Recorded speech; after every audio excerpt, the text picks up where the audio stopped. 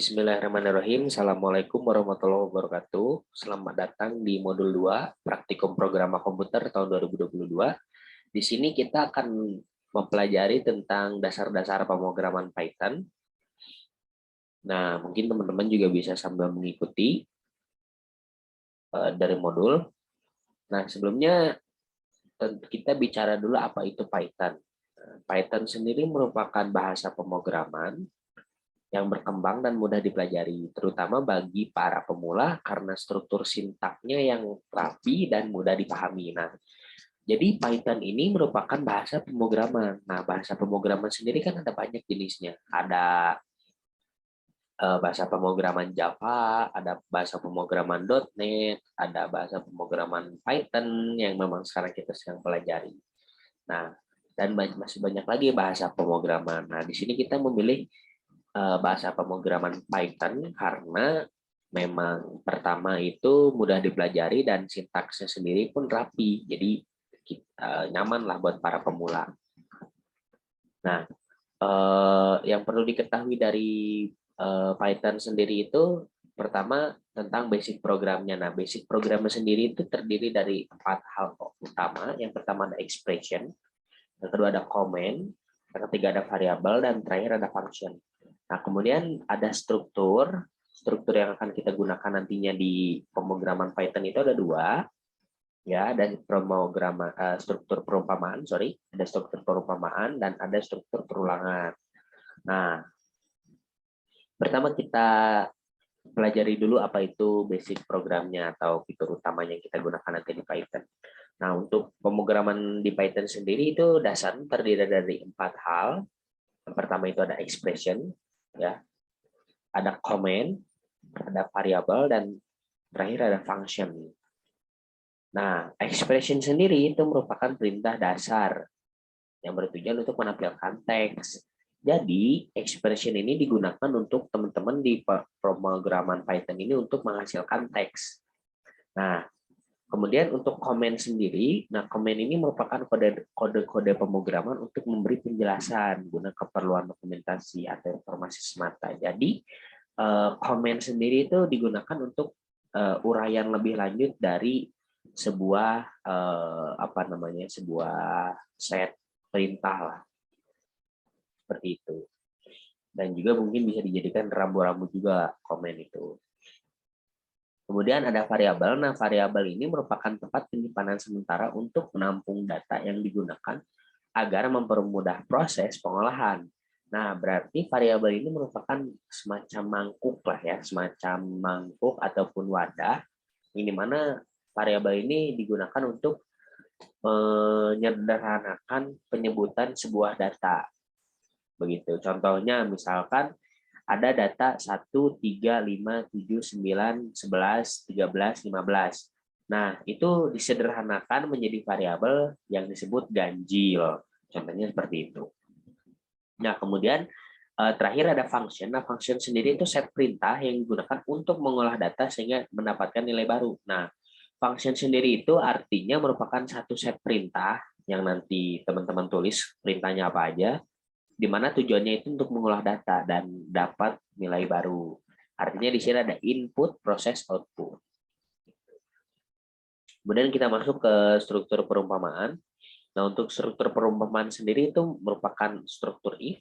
Ya, mungkin teman-teman sudah mengenal struktur if, di mana if ini menggambarkan ketika misalkan kondisi 1 terpenuhi, artinya lanjut ke proses ini, dan bila mana tidak terpenuhi, lanjut ke proses yang lain. Seperti itu mungkin kurang lebih. Nah, untuk if sendiri itu memiliki varian. Yang pertama ada if sendiri, ya.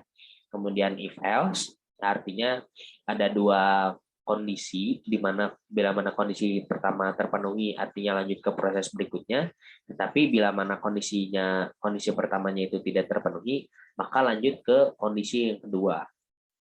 Nah, untuk if else atau if else if itu merupakan struktur untuk perumpamaan yang memang bertingkat, artinya kondisinya itu lebih dari 2.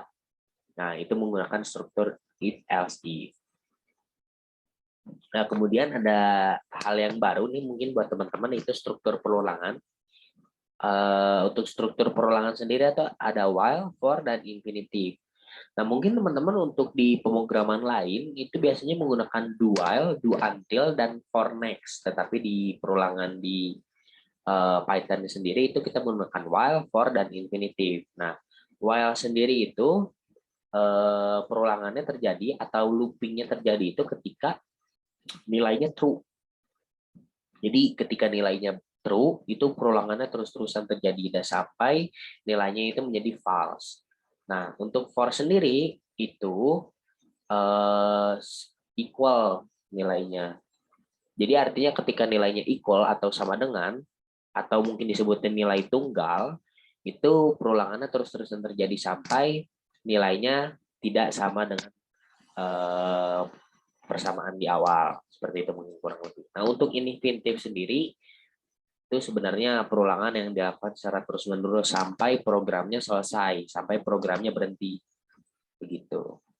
Nah, untuk for sendiri itu ada variannya, ada for range dan ada for list. Nah, untuk for range sendiri itu tadi kan kita menggunakan nilai tunggal. Nah, untuk for range sendiri nilai tunggalnya itu diganti menjadi nilai rentang. Artinya nilai rentang itu kayak 1 sampai 10, 11 sampai 12 dan seterusnya. Nah, untuk for list sendiri itu pakainya daftar. Nah, bisa daftar nama, daftar absen, daftar tempat, dan lain-lain. Nah, berikut merupakan contoh atau bentuk implementasi dari pemrograman Python yang berdasarkan hal-hal yang tadi sudah dijelaskan. Selanjutnya kita akan melakukan proses pengkodingan program, yaitu menuliskan kode program dengan menggunakan bahasa Python di PyCharm. Langkah pertama yaitu tentunya kita harus membuka dulu PyCharm-nya ya, klik dulu.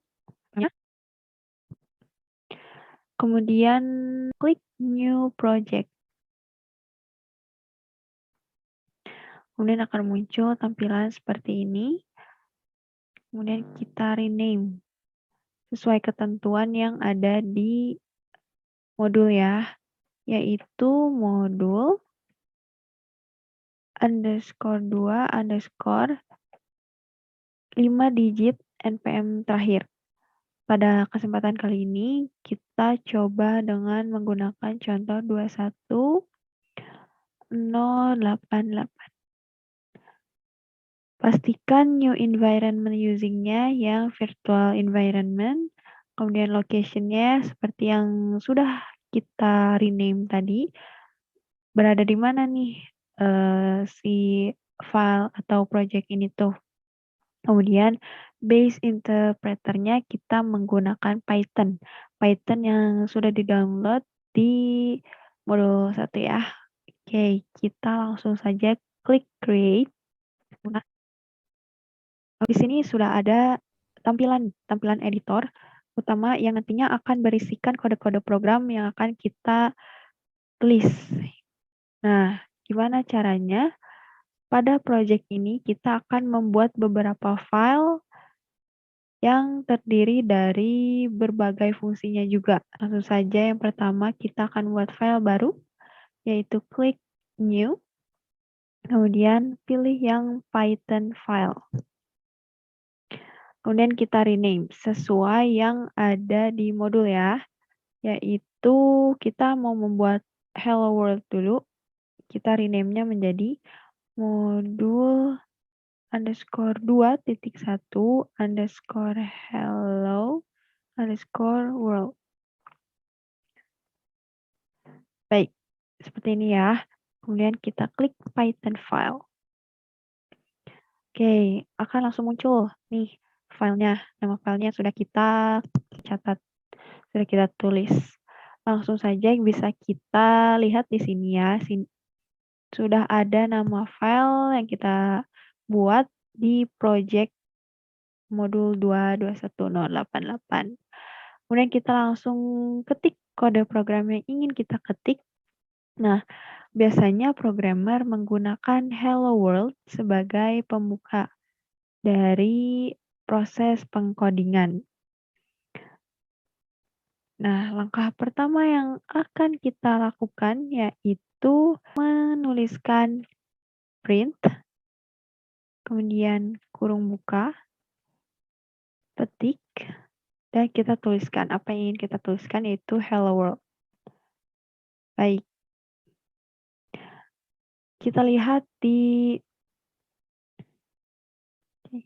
jangan lupa dalam Python ini kita harus selalu memberikan satu enter atau satu jarak di bawahnya ya, sehingga tidak terjadi error.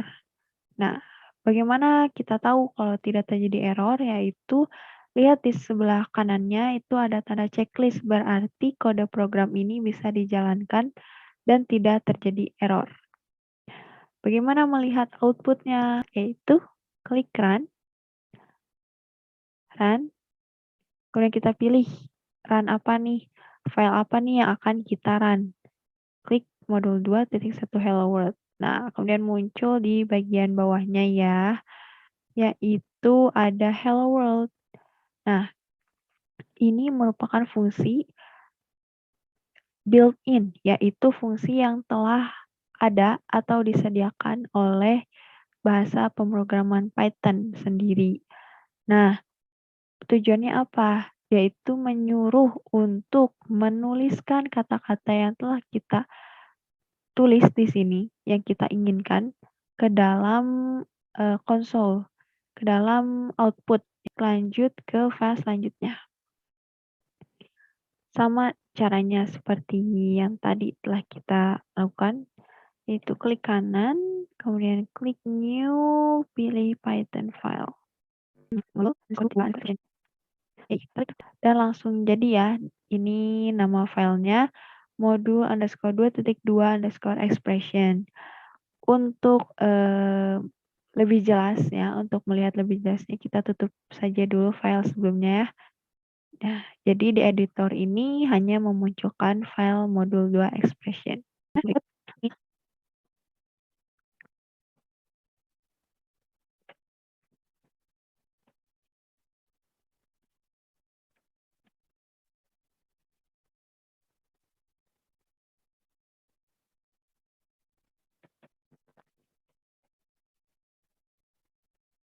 Dan kita lihat ya di sebelah kanan ini ternyata ada 7 error. Apa itu? Boleh kita perbaiki ya.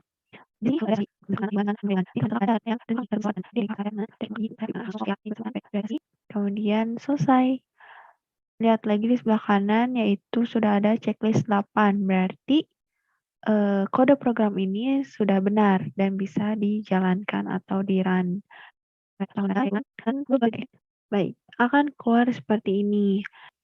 Nah, di sini ada 2 tambah 2 sama dengan 4, di mana berasal dari perintah print yang memerintahkan untuk menampilkan kalimat 2 tambah 2 sama dengan yang ditandai dengan diapitnya kata-kata tersebut di dalam tanda kutip ya. Kemudian tanda expression di sini tuh terdiri dari berbagai bentuk. Kalau di sini expression itu seperti tanda tambah, kemudian tanda kali, kemudian tanda kurang, tanda bagi. Ini tuh termasuk ke perhitungan. Jadi yang membedakan antara kedua ini adalah koma yang memisahkan. Kalau ini hanya menampilkan kalimat ini, kalau kode program ini menampilkan perhitungan dari expression yang telah kita tulis. Dan akan dihitung hasilnya sebagai berikut. 2 tambah 2 sama dengan 4, kemudian 3 kali 4 sama dengan 12, dan seterusnya. Kita lanjut ke yang ketiga. Pada contoh kali ini kita akan menuliskan sebagai berikut. Untuk penanda sebuah komentar adalah diawali dengan tanda pagar dan spasi, kemudian kita ketikkan kata-kata yang ingin kita tulis. Ini coba.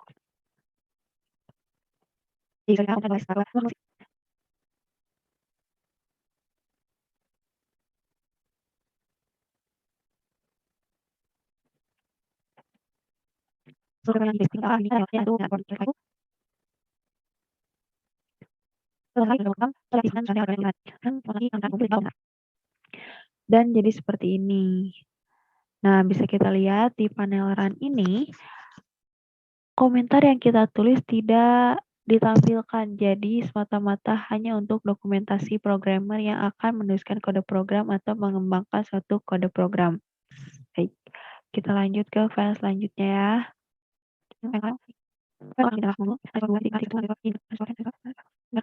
Kita masukkan kode programnya, yaitu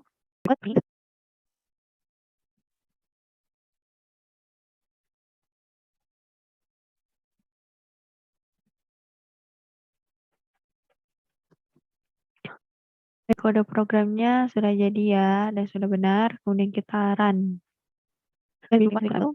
Di sini sudah ada hasil tampilan dari perintah print tunggu, akan keluar tunggu. Kemudian siapa itu? Kemudian kita tulis Dewi.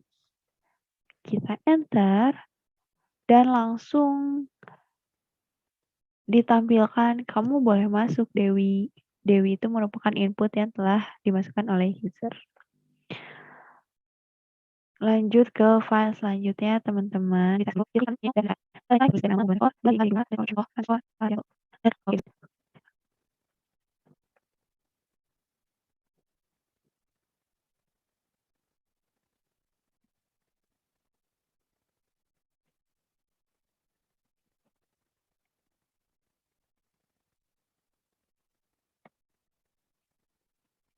Di sini terdapat berbagai contoh penggunaan dari variabel, yaitu variabel A memiliki data berupa 123,4, kemudian variabel B23 memiliki data berupa kata spam. Kemudian variabel first underscore name memiliki data berupa nama Bob. Kemudian variabel B memiliki data 432 dan variabel C memiliki data A plus B. Kita coba lihat ya, setelah di-run adalah sebagai berikut. A plus B is 555,4, yang mana 555,4 ini merupakan data dari variabel C. Kemudian nama pertama adalah Bob. Bob sendiri merupakan data dari variabel first underscore name. Kemudian ada sorted parts after midnight atau spam. Spam sendiri merupakan data dari variabel B23. Lanjut ke file selanjutnya.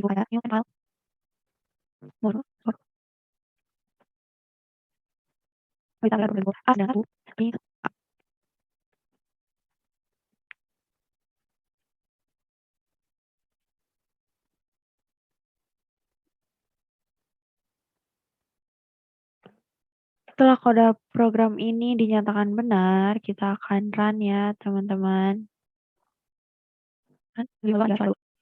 Nah, di sini di panel run ditampilkan angka 124 yang mana berasal dari perhitungan di kode program ini.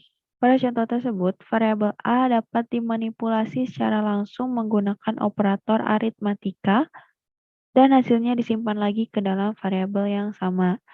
Di sini A sama dengan 1, kemudian print A, belum ada perhitungan apapun ya, jadi di printnya hanya 1, sesuai dengan apa yang telah ada di variabel tersebut, data di variabel tersebut. Di sini A sama dengan A tambah 1. Berdasarkan hasil sebelumnya yang mana variabel A memiliki nilai 1, maka A di sini berisikan 1. Nah, 1 tambah 1 sama dengan 2. Kemudian print 2. Di sini data yang disimpan ini akan menjadi masukkan lagi di sini. Di mana variabel A sama dengan 2 dikali 2 sama dengan 4. Jadi data dimanipulasi secara langsung dan hasilnya disimpan lagi ke dalam variabel yang akan terus berjalan. Lanjut ke file selanjutnya yaitu nah, kita sudah masuk ke struktur pengulangan sebagai berikut.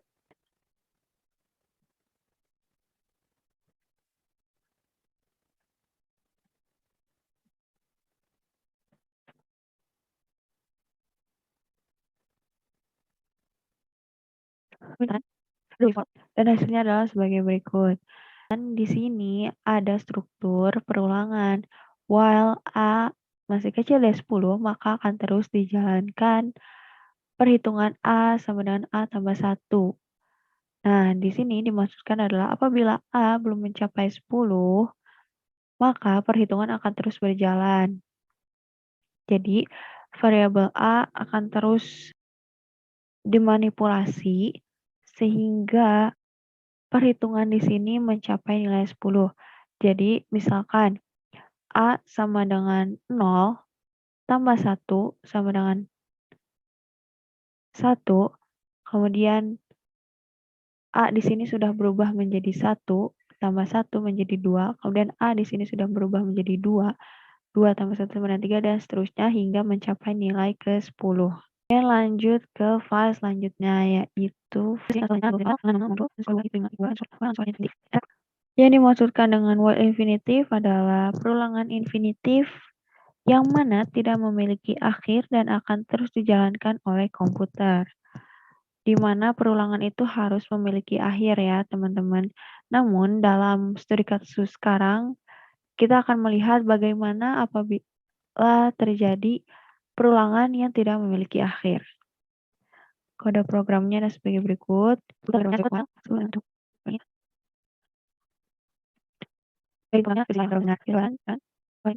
Nah, akan terus berjalan seperti ini sampai kita mengklik stop. Nah, maka akan berakhir di sini. Yang dimaksudkan di sini adalah selama 1 bernilai 1, jadi tidak ada akhirnya gitu. 1 tetap 1. 1, 1. Jadi tidak ada pembatas. Maka tanda titik 2 di sini adalah maka ya. Dan dalam setiap prosedur itu harus menjorok ke pinggir perintah di bawahnya itu. Sebagai berikut, print terjebak dalam perulangan. Jadi terjebak dalam perulangan ini akan terus berulang hingga kita melakukan stop. Lanjut ke file berikutnya yaitu nah, di sini kita akan membuat contoh dari perulangan yang diimplementasikan ke dalam pembuatan password. Pertama, kita tuliskan dulu kode programnya.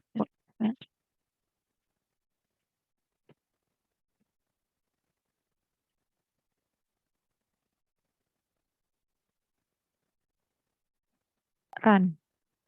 Di sini, di kode program dimaksudkan adalah variabel password hanya berisikan tipe data yang bernilai string, di mana string itu adalah tipe data yang berisi huruf, angka, dan karakter.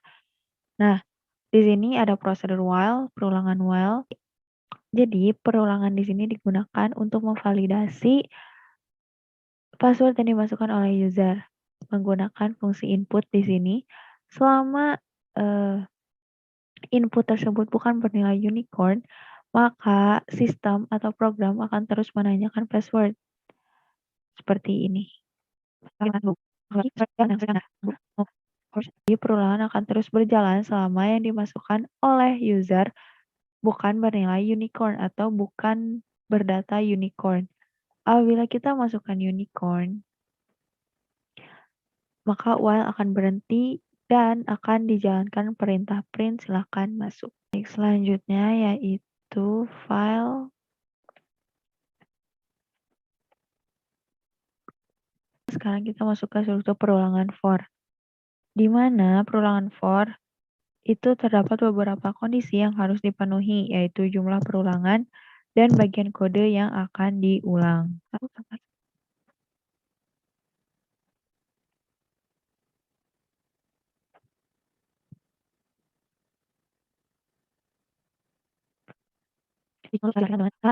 Contoh ini adalah fungsi range yang diisi dengan menggunakan dua argumen, yaitu argumen awal dan akhir. Terdapat proses count. Count itu di mana menghitung secara berurutan. Dari kode program ini akan muncul output sebagai berikut, 1 hingga 10. Nah, pada struktur for range ini, terutama range ini, akan berhenti sebelum nilai akhir yang ditentukan, di mana nilai akhir di sini adalah 11, namun pengulangan akan berhenti di nilai 10. Lanjut ke file berikutnya.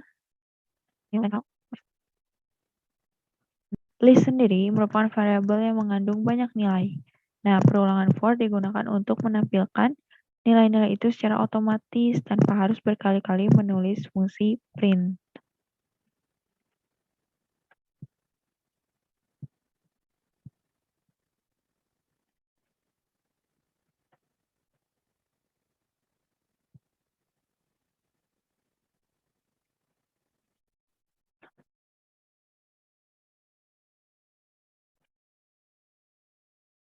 Jadi pada for list ini akan terus mengulang kalimat item sekarang adalah yang akan dilanjutkan atau yang hasilnya berupa item yang ada di demo list. Dan item-item ini akan bersifat list. Berikut merupakan data-data yang berasal dari demo list. Dan ini berupa perulangan dari for. Baik, selanjutnya kita akan membuat file.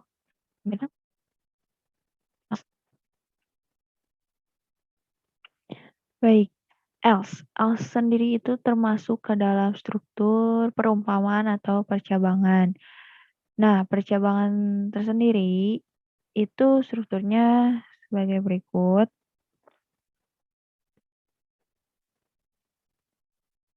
Di sini ada struktur percabangan if, di mana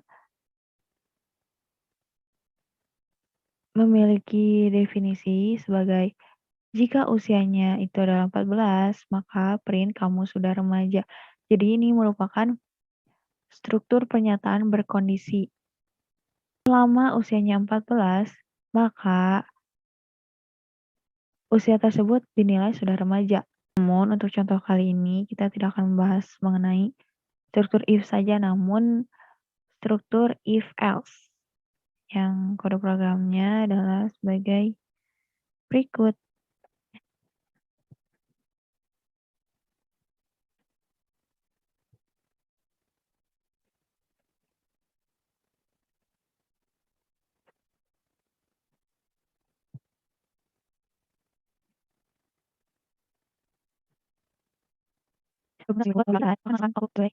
Apabila kita masukkan angka berupa tipe data integer itu berupa angka. Nah, kita masukkan angka minus 10. Enter. Maka nilai absolut dari minus 10 adalah 10. Jadi dimaksudkan di sini adalah jika n bernilai kurang dari 0, yang mana merupakan minus, maka print nilai absolut dari n adalah minus n. Jadi apabila minus n sama dengan n. Kemudian apabila yang diinputkan adalah bernilai positif, lanjut ke file berikutnya. Fitur lain dari statement if itu adalah statement elif, di mana digunakan apabila percabangan yang akan dibuat itu cukup banyak, sehingga menggunakan else sekalipun belum dirasa cukup. Nah, else juga dapat digunakan sebagai alur percabangan terakhir yang akan dijalankan oleh program apabila if dan elif tetap menghasilkan kondisi false. Coba masukkan kode programnya itu.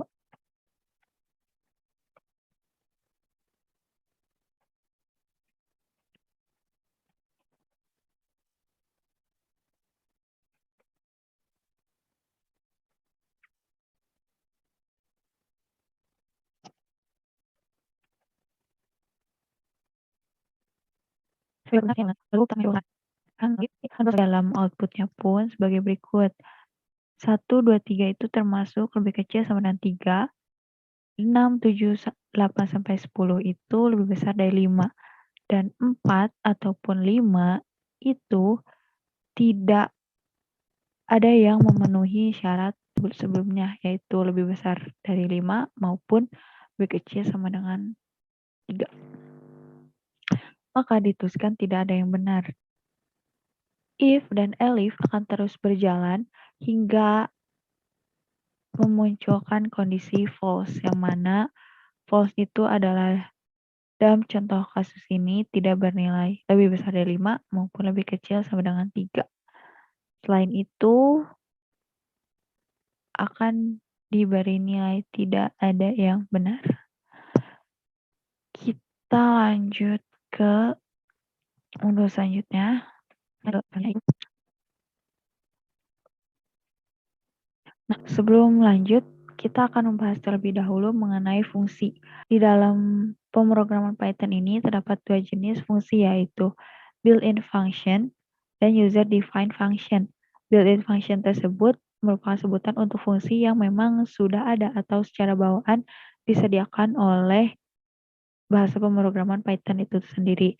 Sedangkan user-defined function merupakan fungsi kita sebagai programmer untuk membuatnya sendiri. Salah satu fungsi yang sering kita gunakan adalah print, yang sebagaimana sebelumnya sering dipakai itu. Fungsi print itu merupakan fungsi built-in, jadi tidak perlu didefinisikan terlebih dahulu. Namun apabila kita membuat fungsi baru atau sebagai user-defined function, maka fungsi tersebut harus didefinisikan terlebih dahulu. Untuk lebih jelasnya, kita mulai.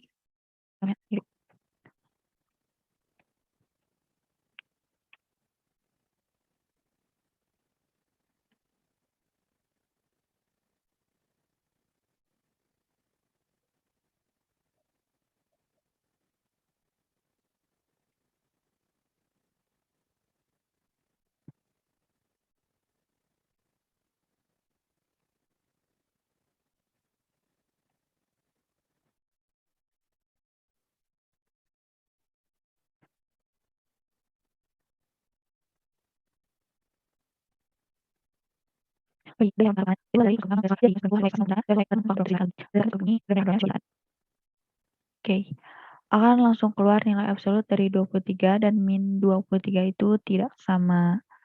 Nah, dimaksudkan di sini adalah fungsinya. Kita membuat fungsi atau yang dinamakan dengan user defined function. Yang mana kita definisikan terlebih dahulu fungsi apa yang akan kita buat, yaitu absolute underscore value n. Di mana di dalam fungsi ini itu terdapat prosedur sebagai berikut. If n lebih kecil dari 0, maka n sama dengan min n. Ya. Kemudian return n. Return itu untuk mengembalikan nilai ke dalam fungsi yang akan dipanggil. Nah, di sini bisa kita lihat if absolute value a. Jadi fungsi ini sudah terdefinisikan dan bisa kita gunakan ke dalam prosedur absolute underscore value a sama dengan absolute underscore value b. Maka print nilai absolut dari A dan B itu sama apabila bernilai sama. Misalkan di sini 23 dan 23, maka akan menghasilkan nilai sama. Namun, apabila nilai absolut dari A dan B itu bernilai beda atau di sini seperti ini, 23 dan minus 23, maka akan dimunculkan tidak sama. Lanjut ke fungsi selanjutnya, yaitu variable.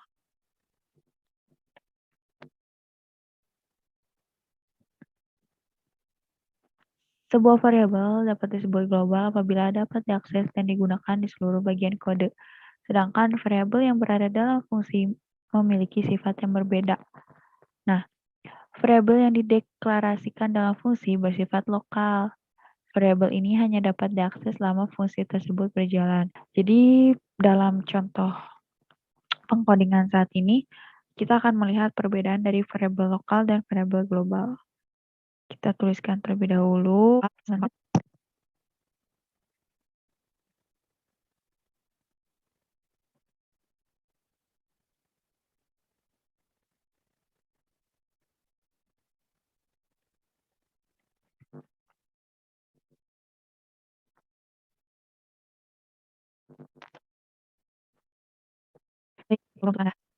Dalam print underscore function, di sini adalah fungsi yang telah kita buat atau user defined function yang di dalamnya itu terdapat variabel.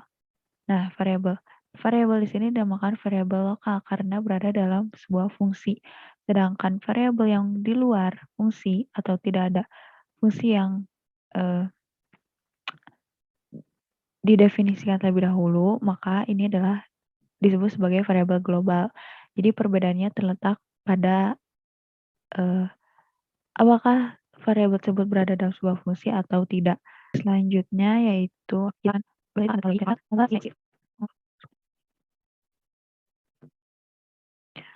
apa yang dimaksud dengan fungsi rekursif? Fungsi rekursif adalah fungsi yang memanggil dirinya sendiri dalam fungsi tersebut. Berikut contohnya. Sebagai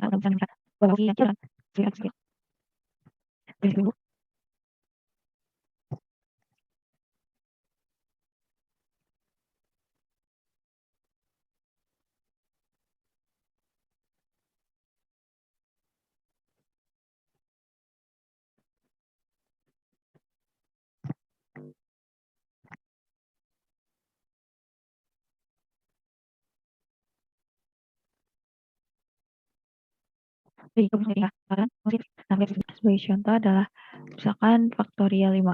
Faktorial 5 itu sama dengan 5 itu sama dengan 5 di sini dikali dengan faktorial 4 dikali dengan faktorial 4 sama dengan 5 dikali 4.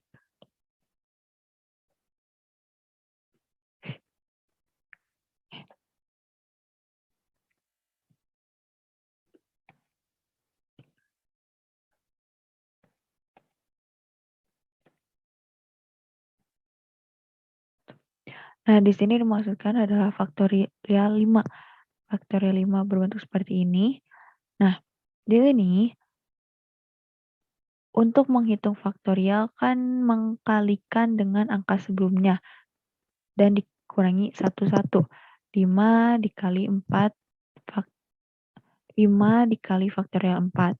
5 kali 4 kali 3 kali 2 kali 1. Jadi fungsi ini memanggil dirinya sendiri. Selanjutnya kita akan membuat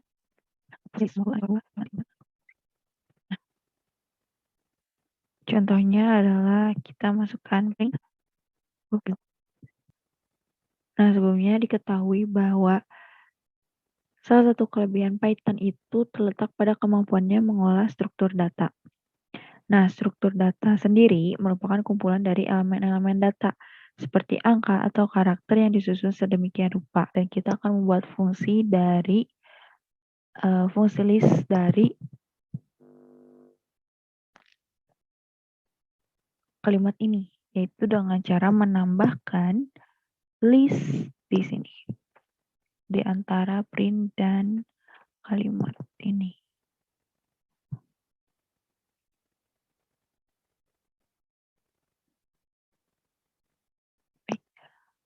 Ini sudah selesai, kita coba run.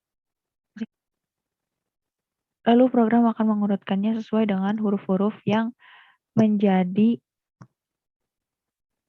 penyusun dari kalimat atau nama Bob Gazel sebagai berikut. Kemudian file terakhir yaitu adalah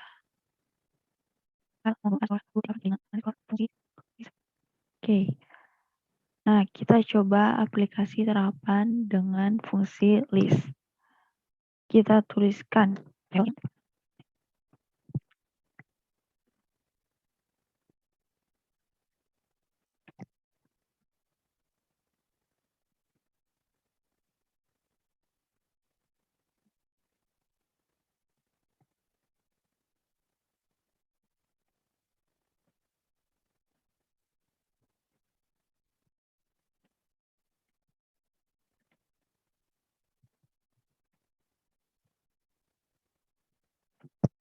di ini. Oke. Nah, di sini kan ada user menginputkan ya. Jadi kita inputkan terlebih dahulu bulan apa yang ingin kita ketahui gitu. Nama bulannya. Misalkan kita ingin mengetahui bulan ke-11 itu bulan apa sih? Coba kita klik 11 dan kita enter. Bulan ke-11 merupakan bulan November. Begitu. Dan kode programnya adalah yang ini. List di sini itu dimaksudkan adalah ini.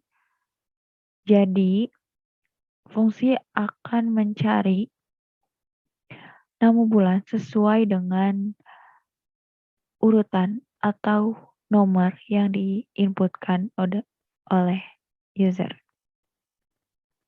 Setelah semua file telah dikerjakan atau dituliskan kode programnya dan telah berjalan sesuai dengan yang diinginkan, kemudian kita close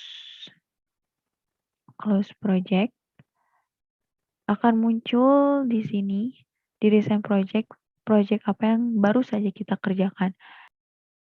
Sekian pemaparan dari implementasi dasar-dasar pemrograman bahasa Python di PyCharm yang menjadi bahasan di modul 2 ini.